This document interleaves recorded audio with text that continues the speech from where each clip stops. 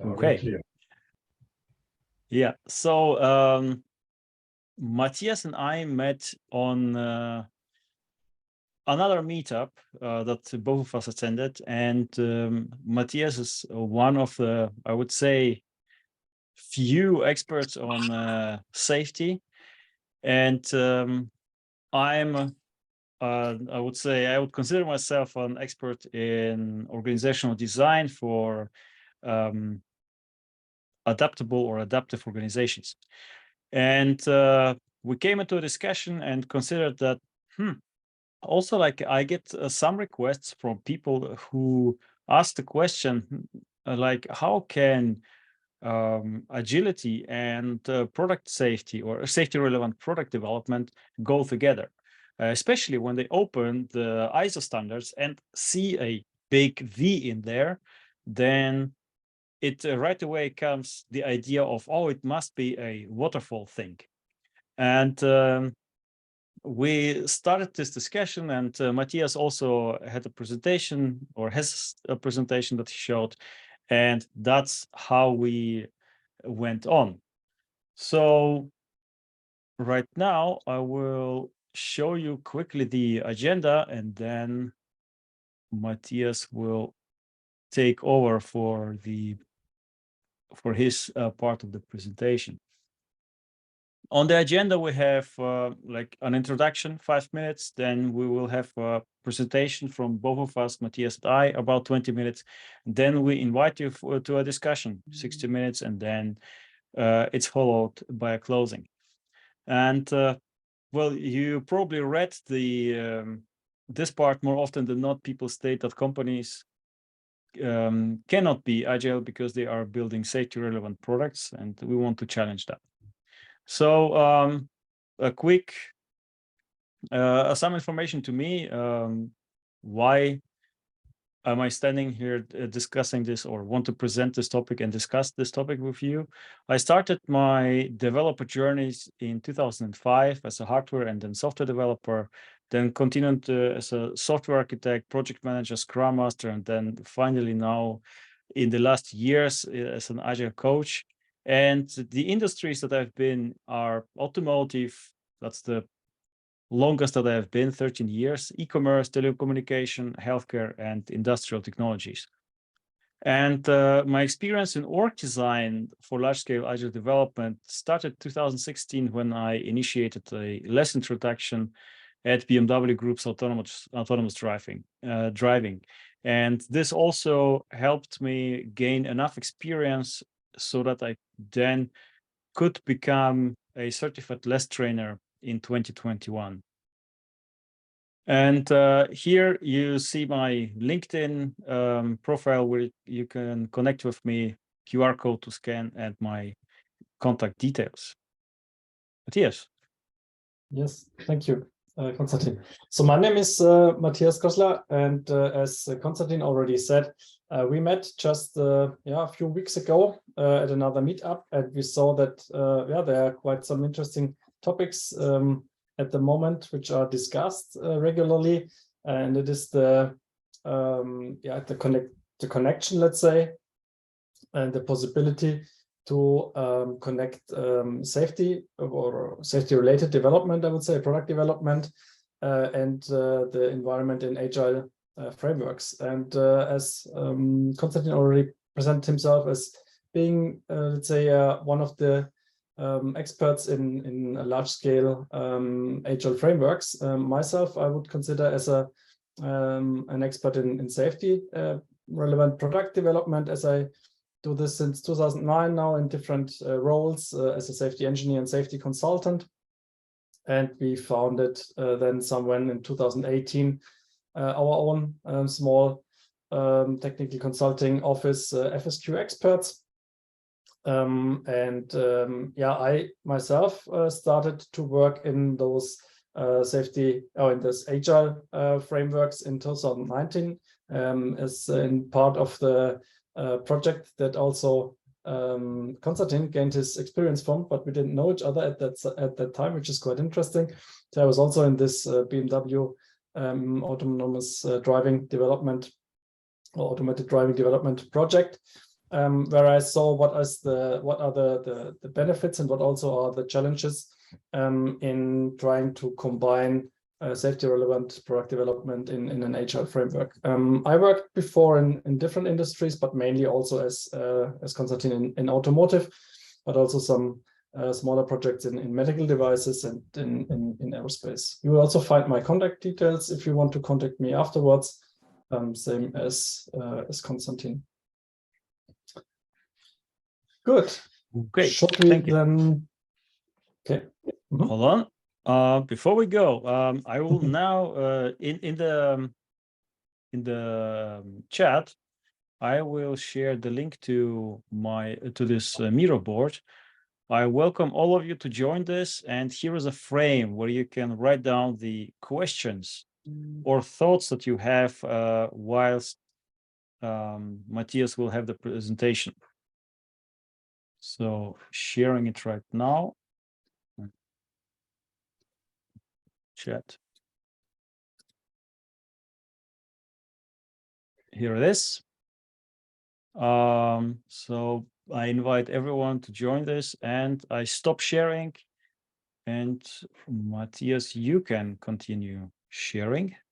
So yeah, as I said before, I would like to give you some ideas about and feedback about the challenges I saw in for safety agile framework or for agile frameworks in safety related product development, and what I think about it and where it could go, in which direction it could go, if it is an intermediate step, whatever. We should discuss about that later. So let me just quickly, not with a lot of time, but just quickly say that you have a feeling for what is FSQ. So FSQ, we founded, as I said, the company in 2018 with 3 founders, Wolfgang Mickisch, Christoph Haug, and myself. And at the moment, we are about 18 internal people, and we also work together with a partner network of freelancers and small other companies, mainly in those 3 fields: automotive, medical devices, and aerospace. And our focus is product safety and software quality management. We've explored quite quickly that the topic of agile development also in our domain is becoming really more and more important.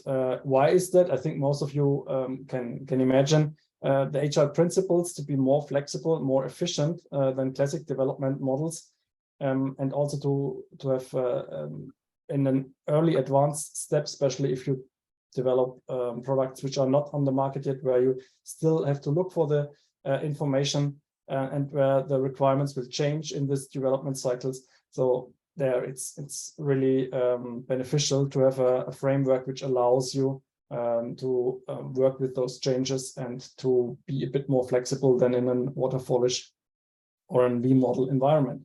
But still, for sure, there is this widespread belief agile development approaches might not be suitable for development of safety. And this I would like to introduce a bit. I don't know about the audience, how much you already know about what is safety. As you can see here in the definition, safety is mainly the absence of unsuitable and intolerable risks, and we have different factors of the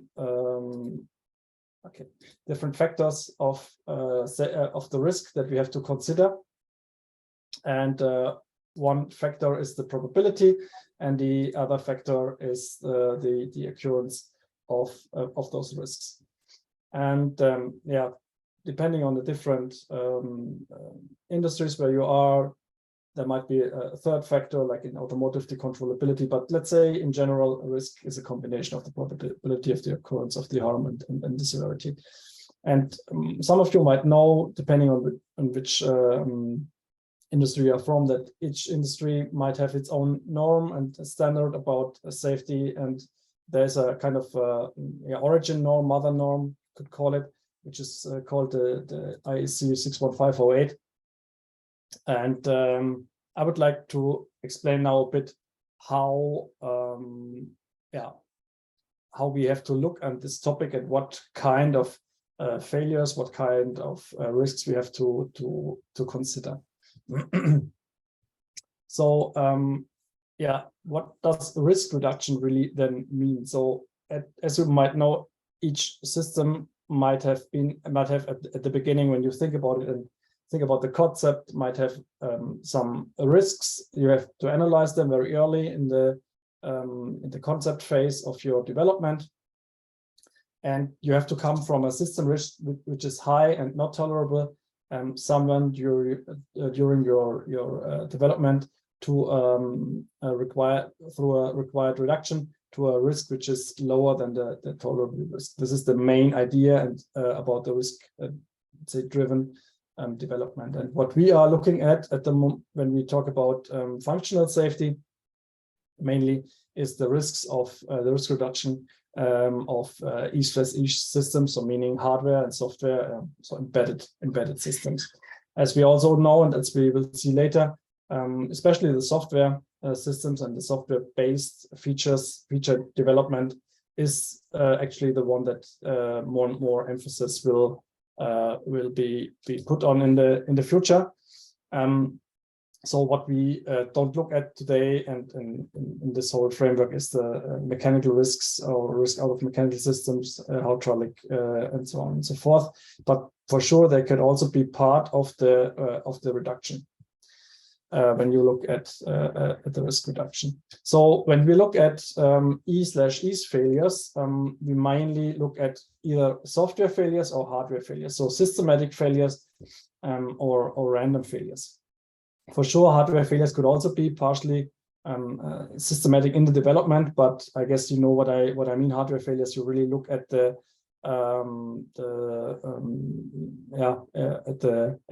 hardware components and at the fit rates of the different components and so on and so forth. You can make your safety analysis. When you look at software failures, you mainly have to reduce the risk with good processes, with good measures, like testing measures, like reviewing measures, and so on and so forth. So what we in general have to look is for fault avoidance and fault control. This is let's say, those are the two main topics that we have to look on in this safety-related development. So when we look at those random failures, one idea could be that you say, we need a redundant hardware system. So we have one hardware, and if it fails, we need for sure a redundant system that can take over. So you can have two chips at one board, or you have two different ECUs even, whatever, depending on the system that we are talking about. So we need diagnostic, we need fail-safe systems, we need redundancy, and all those topics regarding fault control. And if you think about fault avoidance, so the functional safety management and the process improvement, as I already said, this is really that you say, I have to follow a proper process. And yeah, for sure, people say there might be a V model that we have to follow for. And this is all the same for different industries. So it doesn't depend on if it's automotive or any other industry. This is those are the two main topics that we always have to face on when we talk about functional safety. Okay.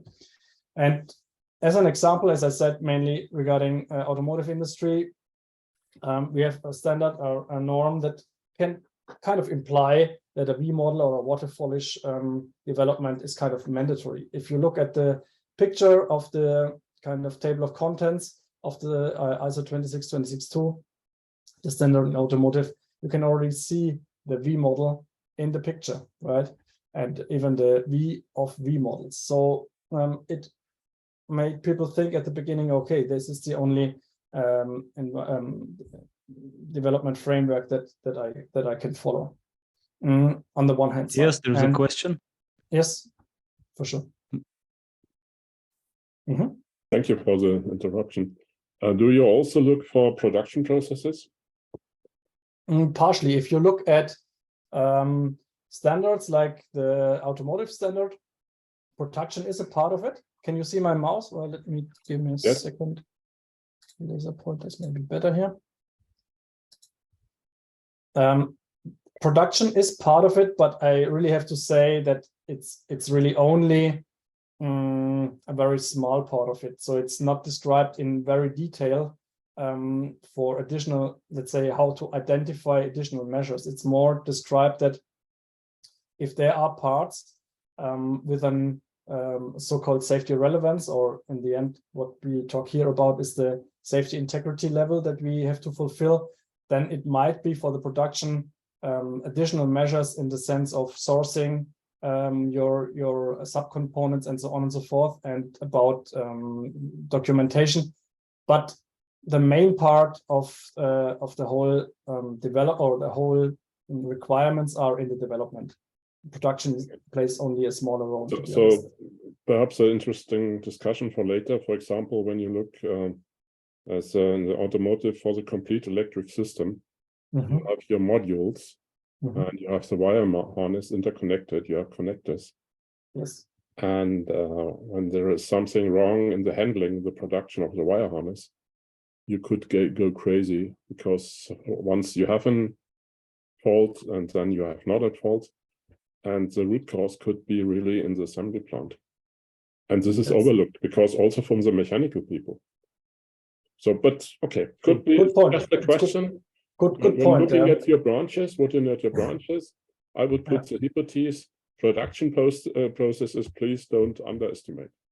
Good point. A valid point, actually. Sure. Maybe, Matthias, maybe you can add it. So, Matthias Lippmann, maybe you can add it to the thoughts and questions so that we have it collected there on the whiteboard. I will do. Thank you. Perfect. Okay, good. Then let's keep on. And there's the next point, that if we look at the Agile Manifesto that maybe some of you already have written, have read, it is also written down a few principles. So the 4 major principles, let's say. And if you look at them one by one, that you say the individuals and the interactions in an Agile development are, from a value side, are over processes and tools. The working software is more valuable over comprehensive documentation, customer collaboration over contract negotiation, responding to changes over following a plan. If we look at that, then we say, oh, okay, those points on the right side, which are written in black here, aren't those exactly the emphases of the requirements of our standards? And actually, you could say, yes, they are. But does it then automatically mean that you cannot use Agile environment for a safety relevant development? I would say no, and we will see later why. But for sure, if you read this word by word, literally, it would say, okay, there's no emphasis at all in processes and tools, comprehensive documentation, contract negotiation, and following a plan, and can easily become complicated, because if you read the standard of the ISO 26262, for example, beginning of every chapter, let's say for software, for hardware development or system development, it's written you have to make and determine a proper plan. You have to follow the plan, and afterwards you have to check if you have followed the plan. And now I would like to jump into some of the currently available frameworks for large-scale Scrum, which also, I guess, some of you already know. So there is the large-scale Scrum, where Konstantin is an expert and even a trainer for it. It's a model that is, I think, worked on or in large industries, properly used since about 10 years already.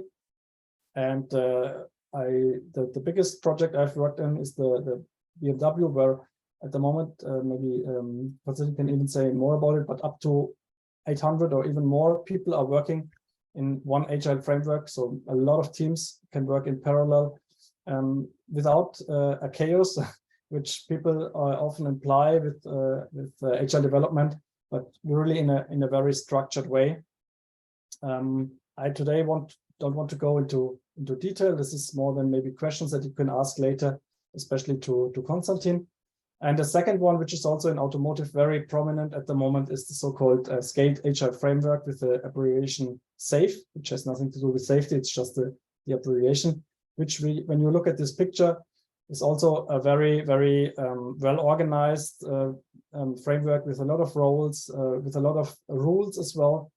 Here you see the so-called essential configuration. This is really the smallest configuration. There are even, I think, 2 or 3 more and more complex and higher complex systems.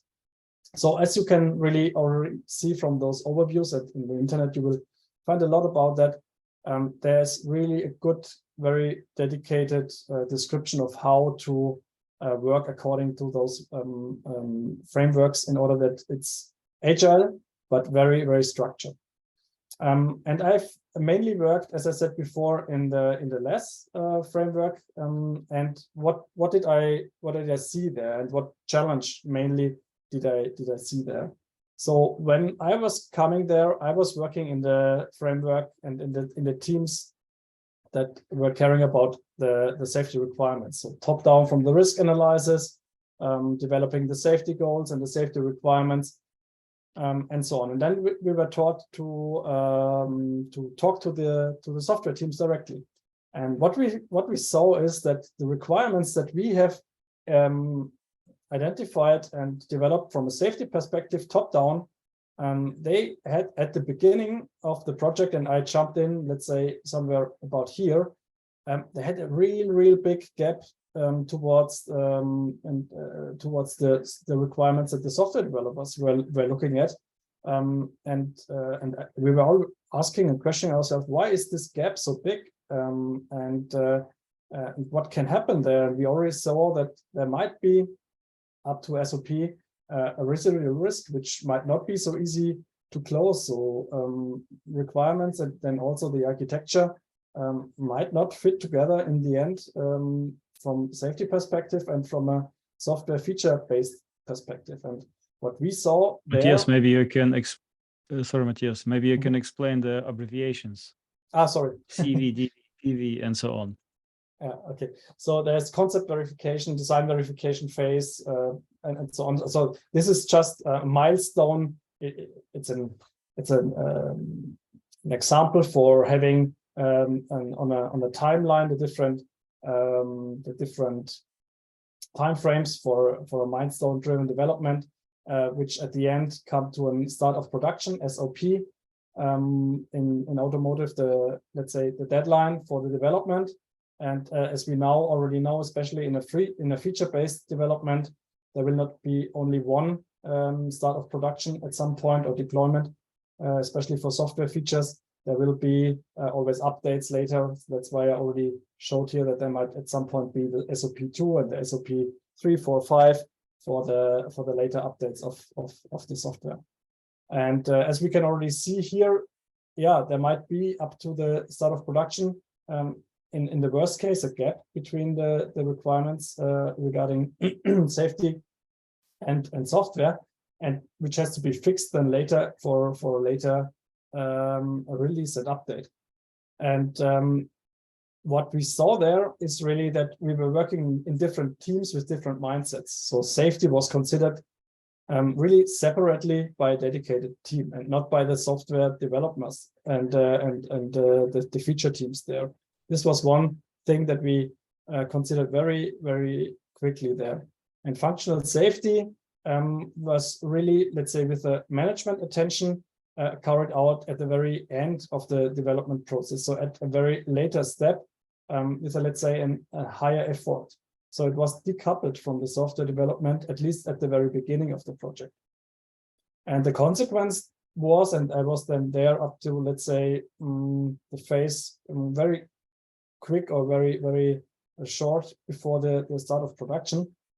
We had to spend a lot of time, additional time, and more cost intensive and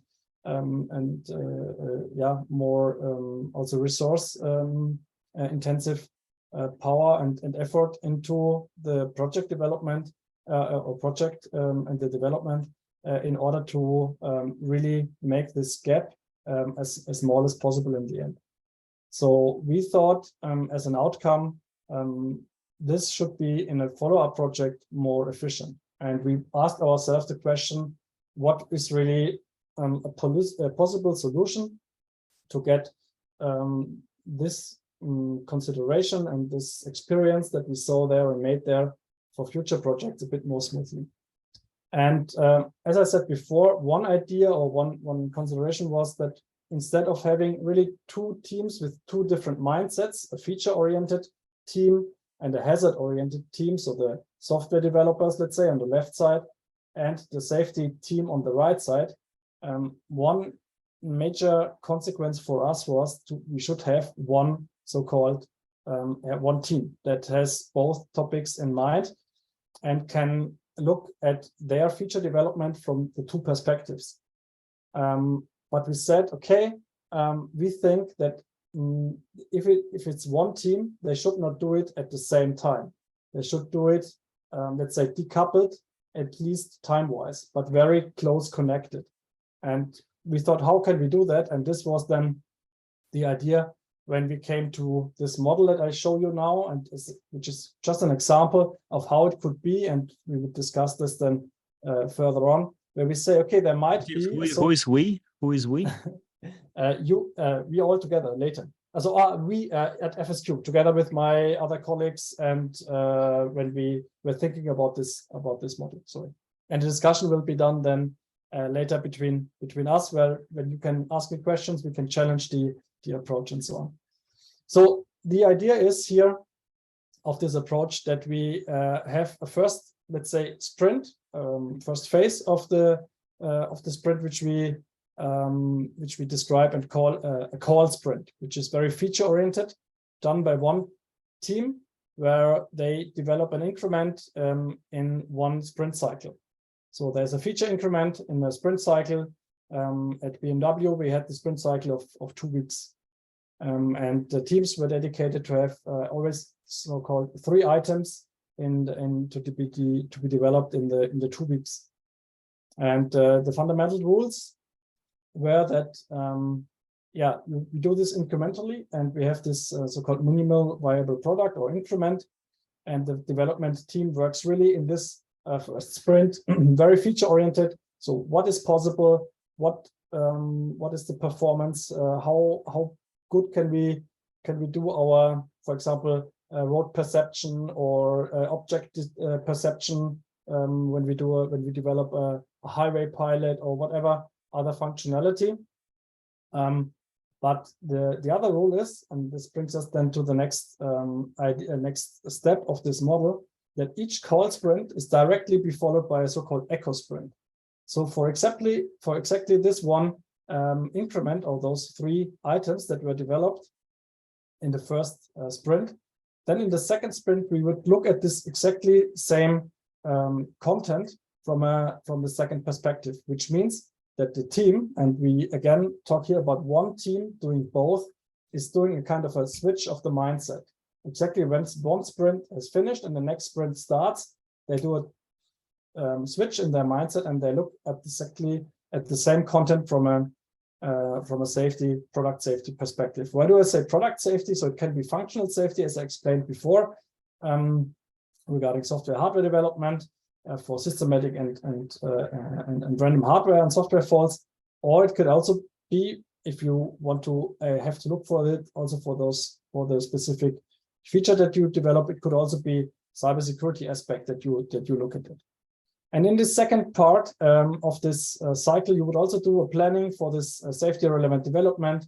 You might do your safety analysis. You would do maybe, if you have identified a safety measure that you have to develop for this feature, you have to develop this safety measure in the same cycle, and you do a verification, validation of this small safety measure, and even maybe a partially review or a small assessment. So you have your safety, so-called safety increments, which will also be then your documentation. Let's say you're part of your safety analysis and also your documentation about the safety measure that you took at the end of this sprint cycle. And when you have finished the sprint cycle, you again do a switch of your mindset with your team and go into the next call cycle, which means the next feature oriented development. So you would go back to where we were before. So to the left side of this lying 8 figure again. So As I said, the rule here, I guess, is then you have this safety-oriented mindset where everybody works, and in this eco sprint, you, as I said before, look for the safety and security analysis for this feature which was just developed, and you try to already look partially for the compliance and consistency of the feature and safety related development, so that in the end, when you are finished, this gap that I showed before on this slide is really, really limited to a very small amount. So if you look at this model in total, you can imagine that at the beginning, in the so-called product vision phase, for sure you have to make some first kind of definitions that are out of this cycle development, like you do your item definition, and also really think about your first risk analysis and so on. But then easily or smoothly, you would like to jump in this agile development framework where you do your call sprint and feature-oriented development and your product safety-oriented development incrementally, one after the other, with the speciality that you do it in one team. So that at the end, when you are finished with your development in the finalization phase, the effort for completeness, consistency, and correctness check is limited to a minimum, and your product safety compliance and quality compliance, let's say, is a much smaller effort that what we saw in the project, where we saw that the two teams were working very separately. Okay, so what are the major benefits of this approach that I showed you? Is that really the feature and safety development are really closely, very time-wise, closely linked together, one followed by the other, and not so far apart. The second one is that you can really do a holistic approach where you look at different aspects of the product safety, so functional safety, security, also SOTIF, safety of the intended functionality, which is more and more becoming important, especially in the automated driving development and so on. And so that you can really have compliant work products and at the end of each sprint cycle, and would increase the efficiency and professionality of your team activities. So this is what we identified and what we already tried out in some small projects and some let's say pilots. And this is the main message I wanted to give you so far at the moment, to show you an idea of how to deal with safety relevant systems in an agile approach. Okay, we have also written a white paper that you can download if you jump to our website, which describes even in more detail to what I just explained here. If you're interested, feel free to contact me. Okay, you're done, right? Okay, yes. So now I come back in with a few more ideas on that. So after I saw this presentation by Matthias, I thought to myself, I'm not so convinced about what he presented. It feels to me like a little bit of a workaround. So let's talk first about the perfection vision. So my hypothesis is, or actually, after talking to Matthias, then later on, we discovered that we share this. Safety aspects are simply part of product development and should be considered normal in daily work, as simple as that. So therefore, it is possible to include them into one iteration. All of that. We should have 2 sprints, call and echo sprint. It should be part of one. We agreed that we agreed on that, but then we discussed, okay, but what are the challenges, right? So I also my critique was, okay, you now just took like one sprint, called it call, and another sprint, called it echo. You have basically you have basically 2 sprints, and if we have now a sprint of 2 weeks, we have 4 weeks until you deliver full value.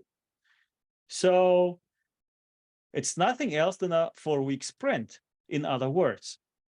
Then I also referred to some experience in the extent that, or in this matter, that if you have a sprint that is, let's say, 3 weeks long, then you usually can put in your waterfall process into a 3-week sprint and still do waterfall, but in a 3-week iteration, which is still has little to do. It's good, it's better than a 3-year cycle, but it's still has little to do with agility.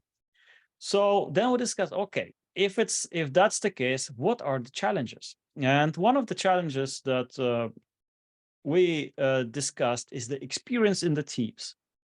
And what the usual expertise distribution in a team is. So let's say we have here the number of team members in a team and safety expertise in that team. Then, and here we have little expertise and here a lot of expertise. Then we basically have something like this. So we have either very, very few or none people who have safety expertise in the team.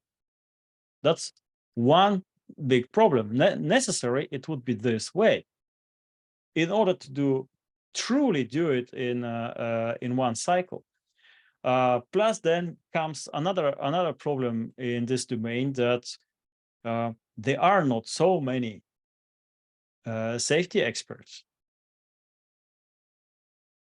So let's look at further challenges. Then there are organizational structures that block or make it difficult for people to learn from each other on safety expertise or on safety.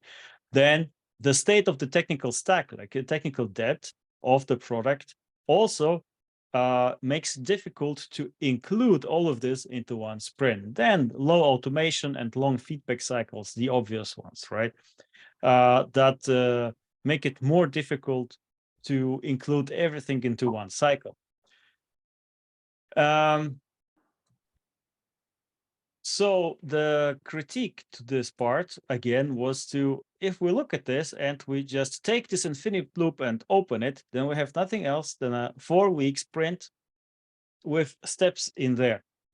And we said to each other, yes, it looks like a first step into the direction of bringing both worlds, the hazard mindset and the feature development mindset together. It could look like a first step, but why still not do it in one iteration? And we said, let's discuss it in a meetup. That's why we're here. So that's the end now of our presentation, and we can go over to questions. I go all the way back here to questions, and we have many of them. Cool. Which one do we want to start with? Hold on, Matthias. I'm not sure if you're reading all of this here. I'm just about to read, but maybe we need somewhere to start at some point.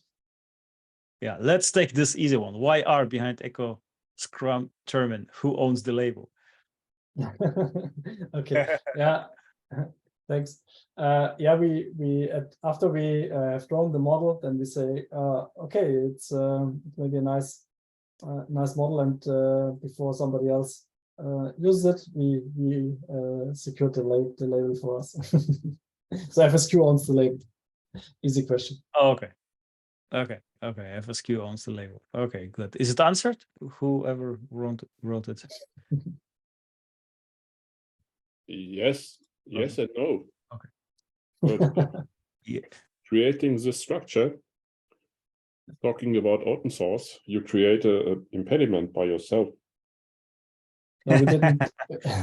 Good point. But we didn't. How to say, protect the model itself. We just protected the name. Yeah, it's okay, but just look here. It's not mature yet. but you claim it for you, okay? And this, for me, it's really difficult to help to make something mature. We talk together, we develop together. This is not the right signal. Sorry for this. Okay. Okay, maybe we can cluster what we have here. And Heinz has a question. Yeah, actually, my hypothesis, I have a hypothesis why this is so difficult. And it is maybe because safety expertise is a scarce resource. Like in some earlier days when we had dev and ops, where it was really difficult to get a server for development, and that was the reason why you had these water foolish. Sometimes it's water foolish. I need to know everything about my hardware because I need to order them before I can start working. So actually, I think if that is true, then one of the solutions would be to get the expertise from somewhere. And the other thing I think is that you do not need this security and safety expertise at all sprints. It's like with a UI expert. That's also something you don't need throughout the whole sprint, because there's a time where you need high expertise, and then the major things are decided or analyzed so that, let's call it, the average developer can develop towards it. And I think splitting it in different cycles or sprints or half sprints or whatever does not solve that problem, because if you split it to two cycles, you need to still take care that the knowledge is there. Absolutely. Yes, and Heinz, not sure whether it's true, but what I hear from this is that the safety expert is one person, and he or she can do only safety stuff and nothing else. I like this picture in Matthias's presentation where there's one team having all of these together.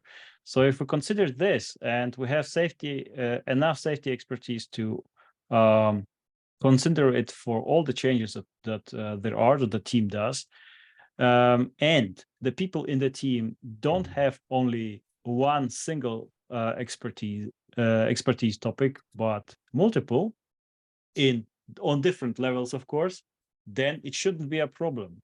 Okay, then let me ask the other way around. Yes. You applied this model at least 1 or 2 times. Yes. How did you come to a situation that the expertise is in the teams?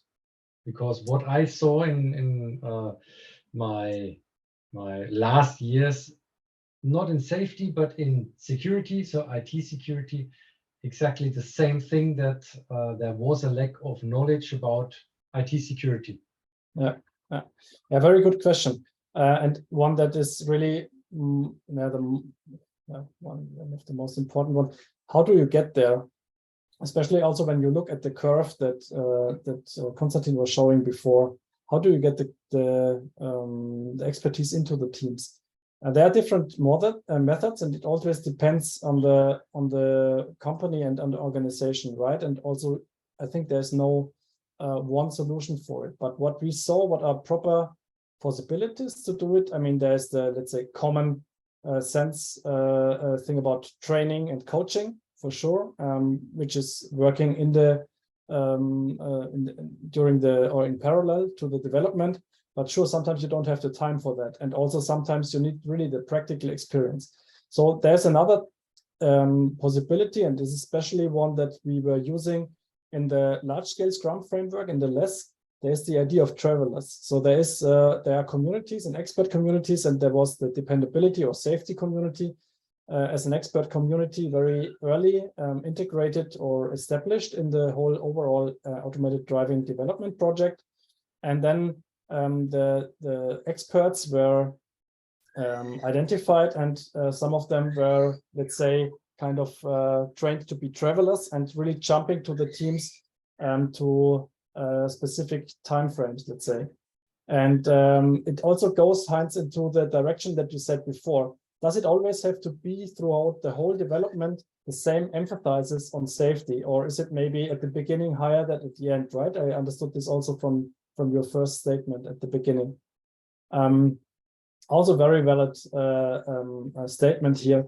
And for sure, this model, how it looks like here, is very provocative. I mean, it shows that there should always, through the whole time, a balance between the feature and the safety development. And as you say, it's correct. Maybe this is not the case for the whole time. But why we showed this so provocative is that we really have to show also to the management at the beginning, please, from the beginning, put attention to the aspects of safety, or in your case, security, and don't say we do it somewhere later and we do it just somewhere aside, because this very often is then, let's say, lower prioritized and will maybe not work. So this is for sure, this model has to be adapted to each project in the sense of how it is really integrated and how it is used.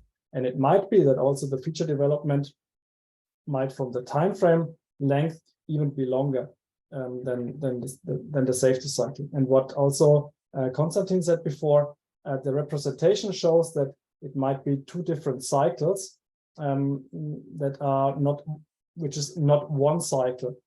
For sure, this might also be an intermediate step, as long as you don't have this safety, let's say, awareness and safety experience in the team. What we wanted to show with this model is that there's really have to be kind of a switch, as I said before, from the mindset, so that the team at the beginning is very open, very free, and has the kind of this space, protected space that you need in agile development to really at the beginning just look for the feature development. And later, the same thing for the safety related development, right? So to have this really protected space and not being from outside kind of disrupted or disturbed with other topics. So this is why it's a bit provocative and also shown in that way. For sure, this is not how it must be applied then in the industry, in the reality. Does this maybe answer a bit your question? At least I have a reaction, but I do not want to stop Jan. I mean, the request. Jan, is it on the same question, or is it another question? Yeah. The request to have this safety stuff earlier in the process is decades old already, and was for reasons not followed. And so I think the main question behind is, why should now, with going to agile, a company be willing, or really doesn't really want to increase the general safety knowledge, or does it still want to rely on experts who go in because it is cheaper? You can have developers who don't know, haven't invested in that, and therefore don't cost that investment. And then you have the safety experts who are invested in that and don't have the development knowledge that deep.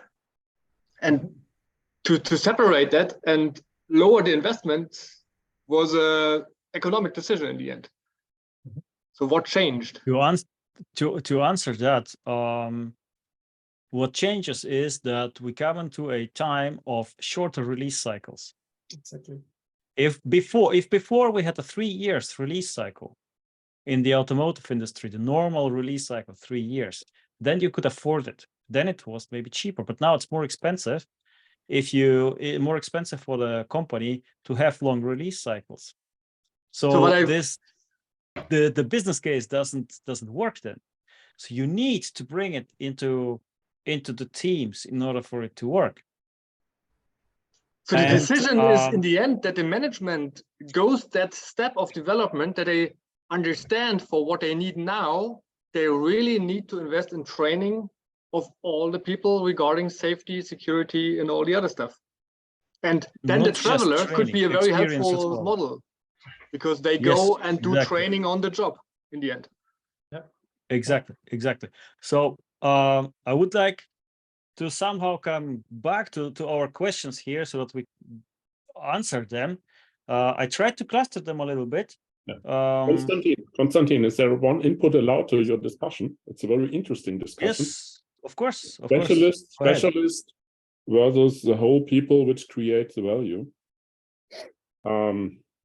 You can see with my question asking for FMEAs, I worked already a little bit in the old world, and there it's a big mess. When you really look in projects where something that a little bit go wrong, most of the times you will find that they would have done FMEAs, the whole stuff, but they are sitting on the shelf. They were not used for the development people. Mhm. And this is a misuse of the origin idea of this method. So you put a lot of money for specialists to do FMEAs because the OEM asked for, and then you put it on the shelf. Yeah. And the discussion at the moment reminds me a little bit. And that you just took this old procedure with the specialists into your new concept. So I'm not really sure to answer it complete, the consequence, but I really want to follow the destination Konstantin was. It's important that the people which develop the product have a tool or method for safety. Independent effort to enable them. Perhaps you need a special moderated process or whatever.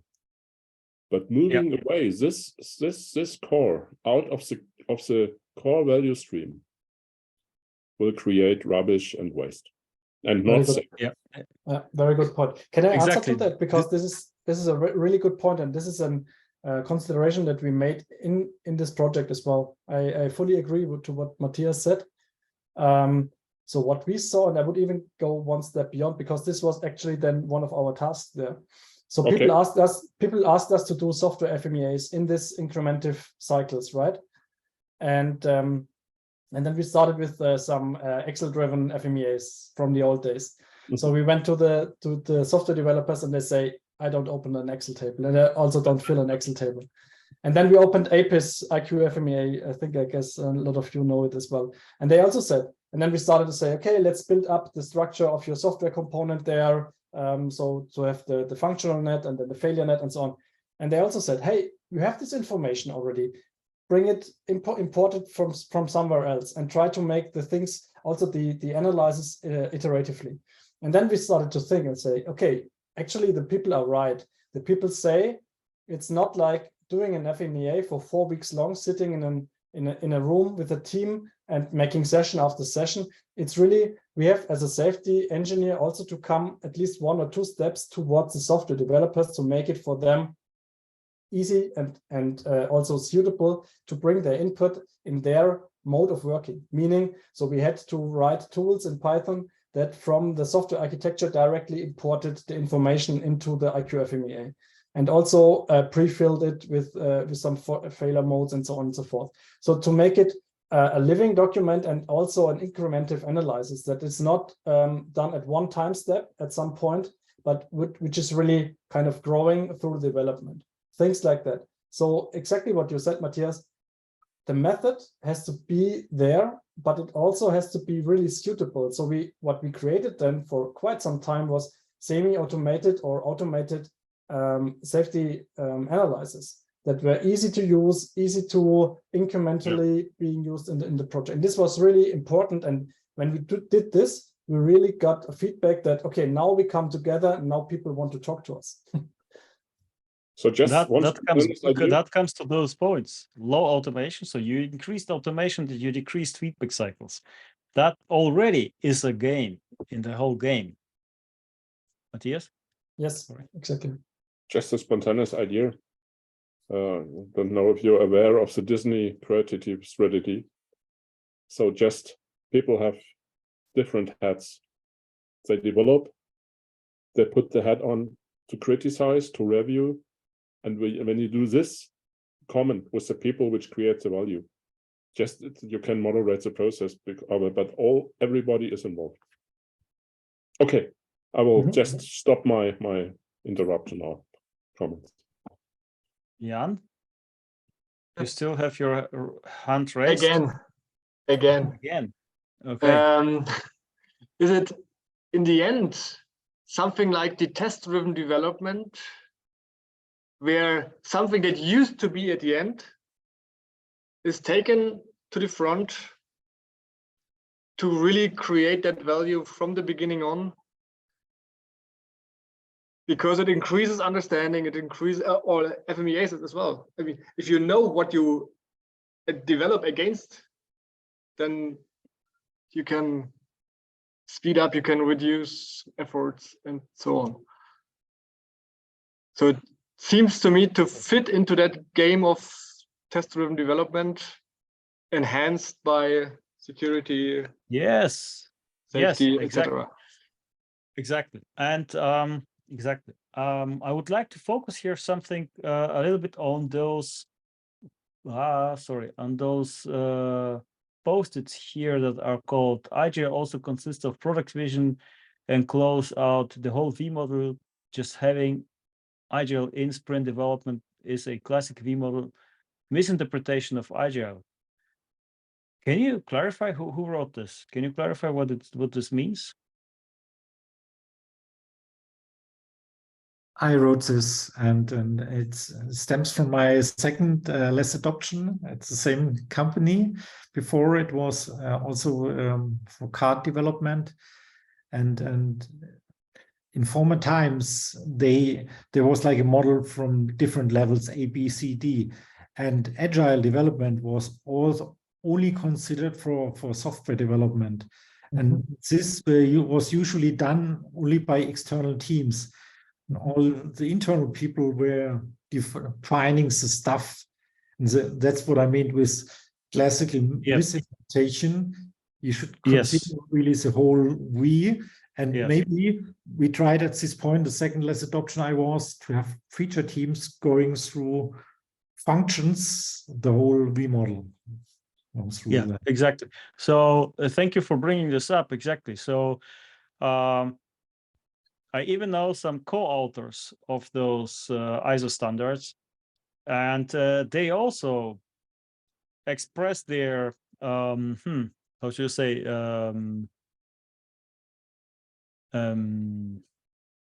their thoughts about this misinterpretation. They never intended it to be a waterfallish process. And you are absolutely right. It is a classical misinterpretation. And what you, Nils, I think you wrote this, EcoSprint could be institutionalized removing of undone work. True. And what had happened to the less communities? Yeah. I think Matthias explained some of those parts of the story.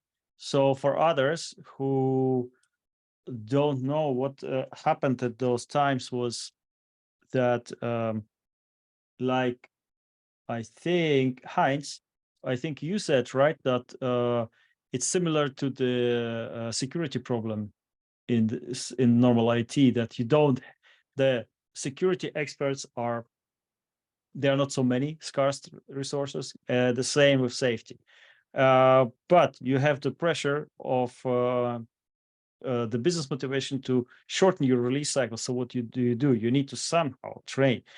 So we had this. We had the in that particular example that Matthias is talking about, we had this team of safety experts, and they would, based on discussions with team, based on normal team, based on the refinement, they would send one traveler for at least one sprint to the team, working on their full tasks. The team and the traveler joined together and together developed, looked at the safety things, and developed together. They were in very close contact, and this was experienced as actually we should do that because people did not have to sit for a long workshop, several days, and go through an Excel doing FMEA there. No, they could sit together in the context of their current problem that they're trying to solve and look at all the safety aspects from that angle.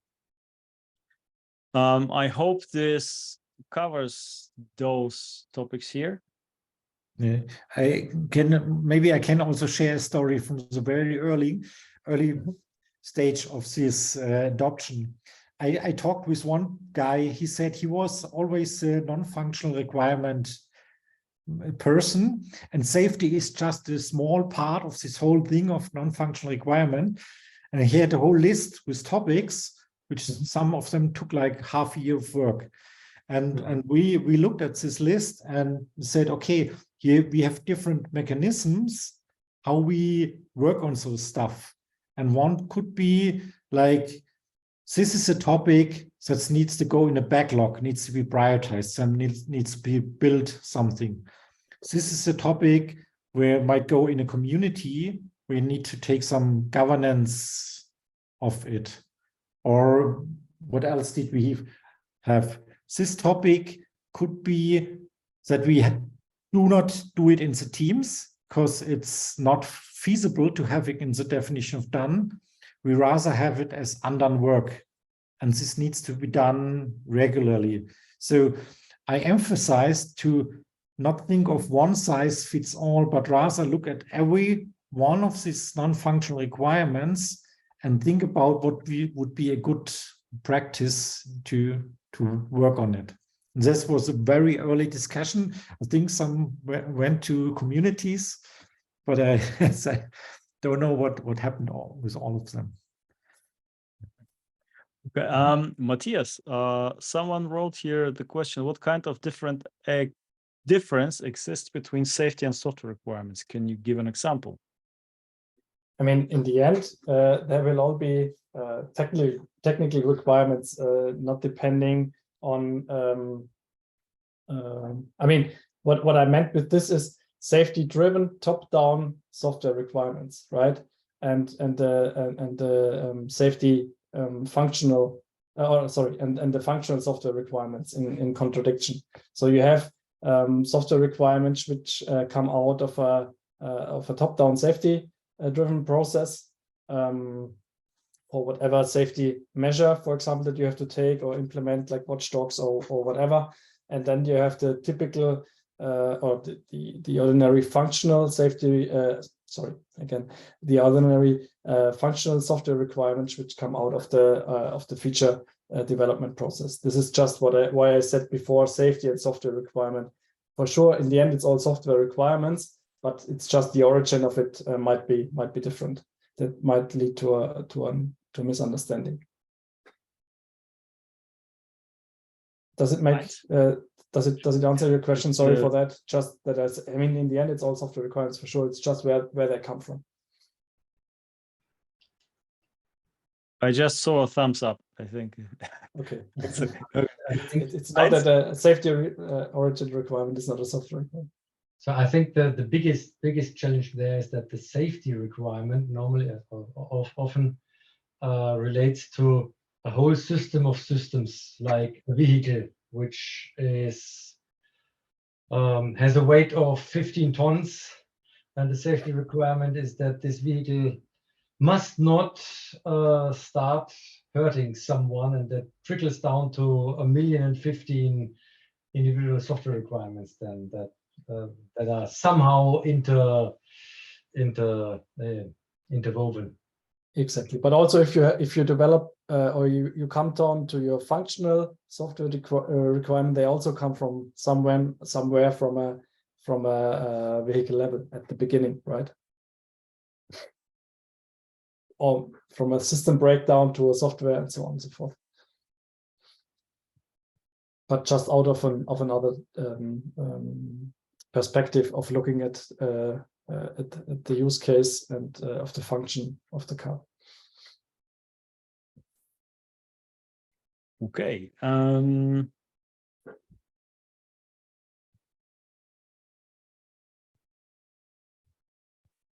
Heinz, you raised your hand again.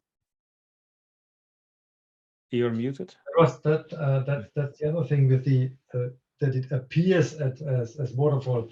The safety requirements are, I think, they are part of the refinement process anyway. I think what nowadays does not really fit is that you do that in the magic 10%.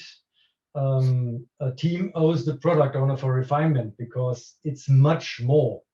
In particular for complex systems. And I think maybe this is the misunderstanding then, that you can do a refinement on a Friday afternoon and then start implementing on Monday morning again because refinement is done. Okay. So I'm not sure which of all the questions that we have here, we have statements and then we have questions. I'm not sure which of all the questions that we have here are already answered. So maybe you can start raising your hand and asking the question if it's still not answered. Still have a few minutes to go. Aaron. Yes, hi. Can you guys hear me okay? Yes. Yep, oh, great. Perfect. Great presentation. Thank you so much.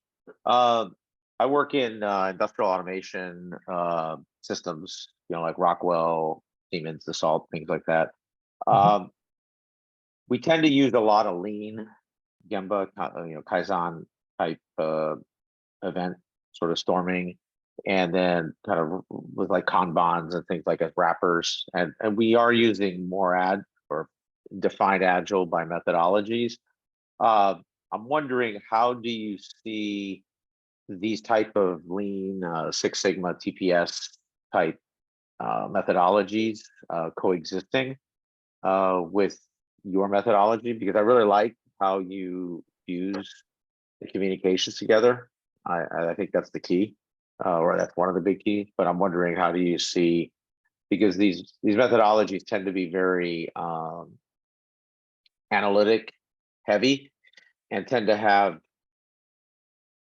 for lack of a better word, basically a workshop. I mean, ultimately it turns into this. It's not supposed to be, but that's always what it turns into, where you have to sort of sort through, and that creates a lot of friction. I mean, that tends to be a big frictional driver. Does that make sense? I mean, just as a kind of a question and a statement around it. Makes sense, like yeah. Okay. So, Matthias. Konstantin? You mean like a workshop for clarification and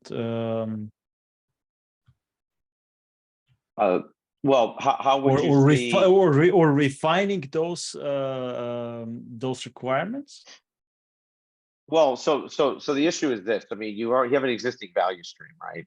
And how you create production, and you have safety around that production process, and it's regulatory or compliance driven by market that you're in and by classification. That tends to be the sort of horizontal and the vertical that it meets in. And most organizations I've seen tend to wrap a lot of the lean or Kaizen or Gemba or any of the sort of mechanics around that to try to optimize. And if I look at your methodology, it is a much more software driven approach, even if there's not software there, in terms of the communications, which is great, because the existing communications doesn't tend to be that strong, to be honest, and the tools tend to be really poor. So I'm wondering, how would you coexist with those lean or those sort of production system or those Six Sigma type tooling with your, methodology that you proposed today? Does that make sense? Yeah, it makes it because there's like sense. a whole thing called like Kaizen safety, which I don't know if you know anything about, but to just take a continuous improvement model with Kaizen and just applying it to safety, basically. Yeah. Actually, So Matthias, go ahead. So I will add to that. Okay, I just said that I have never heard, or I don't know something about Kaizen safety actually, but what I can just say is that, I mean, I know those, as I said before, I've only worked in two major large-scale Scrum frameworks, this large-scale Scrum Less and the Safe Scale Agile framework. And they have kind of a very, not so far apart internal model for how each team works in the Scrum cycles. But for sure, you can also apply the major idea on different other working models, right? What is working inside or what is happening inside the different cycle, you have to define anyway individually for your organization. I mean, that's also why we, in this model, as you saw it before, maybe Konstantin can jump to it just quickly to look at it. We just divided the phases into the major phases of planning, development, analysis, and verification, right? Which is kind of a do, plan, check, act thing in general. So, I mean, for sure, you can also think about generally if you want to integrate a model like that or in a common or similar way for other working environments. I mean, Scrum for software development at the moment has proven to be a good one, a good potential model, but it might not be the only one that works. It depends really on the organization. But there, I guess even Konstantin is the better expert for that. Yeah, and if we talk about lean and how this interacts together, then we also need to consider like lean thinking is a major one very significant part of less. So thinking about where do we have waste, where do we have queues, and how we can remove those in order to be flexible, in order to reduce the flow, increase the flow, in order to increase the flow. This is like a main idea here. And therefore, of course, it's a big focus on by reducing or removing queues and improving flow, you need to bring the people together. Igor? Let's do your question, and then I suggest to continue. We have only 11 minutes left. Okay, so can you hear me? Yes. Yeah. Hi. So my question is more in the direction of like the people, and actually I wrote there, how do you train the safety experts to be travelers? I ask because I work in a similar context in which I do have many safety experts meant to be travelers, meant to be experts in the safety, and that they can transfer this safety know-how to different features, different domains. But either I'm doing something completely wrong, or I do have the impression that some people, they have difference in making this transferring this knowledge and applying into different topics. And so I see many safety experts in which they like super specialize it and they remain in one single domain and cannot go to other ones. Yeah. Maybe I can dive into this one. I think I feel your problem. Experience that too. So how you train. So the main part of the traveler concept is, of course, that the person comes into a team and stays with them for at least one iteration. In my experience, even 2 or 3 iterations are better, and that this person stays with the team. And one big mistake that happens is that this expert, the safety expert, comes in and works only on tasks that where it's evident that safety expertise is required.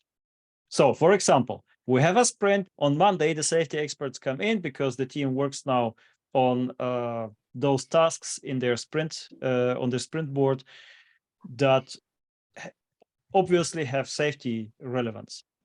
On Tuesday, this person does something else, doesn't work with the team, doesn't continue to work with the team. So by doing that, it's usually the knowledge doesn't get transferred, or the expertise doesn't get transferred as much. So when you change this, so the safety experts really work whole sprint on all the tasks together with the team. So their main idea is that their main job is to reduce the dependencies on them by working with the team. Also on things that are not safety relevant or not obviously safety relevant, so that they learn actually from each other, but more the team from the safety experts. This was, I would say, this is like one major or key point, that they don't just come and go whenever, but they stay with the team. Mm-hmm. One, yep, go ahead. And regarding the training, I mean, Igor, I can imagine there might be people that can easier work as travelers and others than others, right? I mean, there are people that are really good in sharing their experience and sharing their competence and coaching somebody, and there are others, right? So for sure, it depends a bit on the personality as well.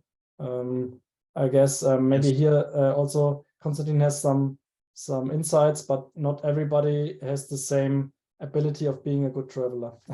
Mm-hmm. One thing, and it's also not a one-off activity to go to one team. Maybe you need to rejoin from time to time and help them. That I'm sure the Pareto principle applies here as well. For 80%, probably for 80% of safety relevant topics, 20% of expertise is required, and vice versa, right? So just give the team enough knowledge to go through that, and then build it up over time. This endeavor is, I'm sure, will take years, a few years, to get it to a good level. Okay, we have only 6 minutes left. I would shortly go to the closing. And Robert, can you show yourself? So Robert, here also in the video, my friend and colleague. We both are certified LESS trainers. Is Wolf still here? The other? No, he's not. So Robert and I are both certified LESS trainers. And if you would like to join, we have now in Munich on 30th of November, basically next week. I have a training. I provide a training in Munich, and in Berlin on the 7th of December, Robert is hosting that. And if that doesn't fit, you can find all of our courses via this link. And I will share the slides later on. And if you have questions and need safety expertise, FSQ is the place to go. Matthias, maybe you can share what you have here. Yes, if you want to meet me in person next time, I will be on an event here in Munich on the 5th of December, where there will be the 2626 Club technical conference here in Munich.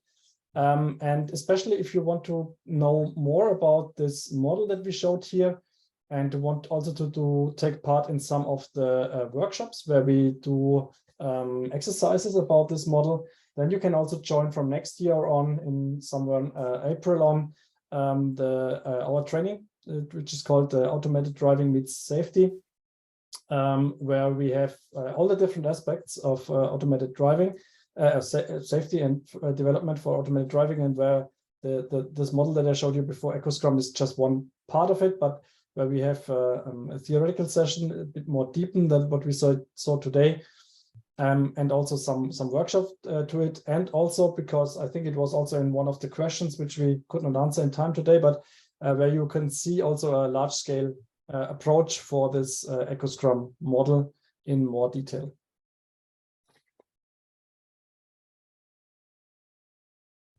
Thank you. May I add something regarding the LESS community? Yes, So go ahead. in Munich, I am hosting the LESS community over the last years. The idea is really to have like a peer group or a meeting, a forum where you can meet together and meet with experienced people and can share stories and learn from each other. And we try to do it on site usually, but now also have some online sessions. So I hope that we can in December can have a meetup about the topic of org topologies from Alexei and Roland Flem from the LESS community. And it's about a little bit about debunking, also scaling frameworks and or something like aligned autonomy. If you're interested in this, join us mostly in the Baltic office. Yeah, but feel free to join us. Matthias was there last time, Matthias Lippmann, which I see now, and Konstantin, obviously, as a speaker. Yeah. The same is for Berlin. So we do the same with Berlin, and this time is one of the few events where we did it for both communities. Maybe we'll for online events we can combine more often and do this together. We're looking for doing maybe in December another online event which can be combined. If you're familiar with systems thinking and the 5 disciplines, we're gonna try a game, the beer game from the book, and do it online.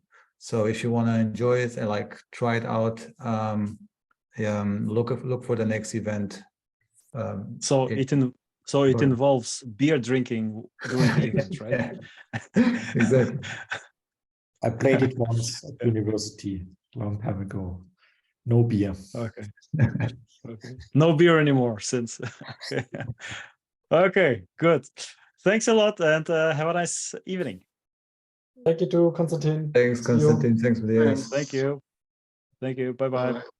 Bye-bye. Bye.